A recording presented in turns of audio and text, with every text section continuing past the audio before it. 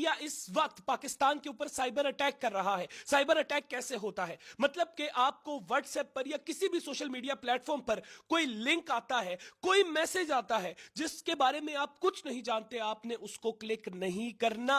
किसी भी तरह का कोड आपके पास आता है या कोई भी चीज सोशल मीडिया पर, व्हाट्सएप पर आपको रिसीव होती है तो आपने उसको नहीं खोलना, ना ही उसका कोई जवाब देना है। हमें यह बात बताई गई है कि हम आप तक यह मैसेज पहुंचाएं कि इंडिया की जानिब से इस वक्त पाकिस्तान के ऊपर साइबर अटैक भी किया जा रहा है। खास तौर पर पाकिस्तान आर्मी के नौजवानों के जो घर वाले हैं उनके लिए यह मैसेज है कि आप लोगों ने तो खास तौर पर किसी भी लिंक के ऊपर क्लिक नहीं करना, किसी भी ऐसी चीज के ऊपर क्लिक नहीं करना जो मशकूक हो। इस वीडियो को जरूर अपने प्यारों के साथ अभी शेयर कीजिए ताकि हम पाकिस्तान को साइबर अटैक से बचाएं।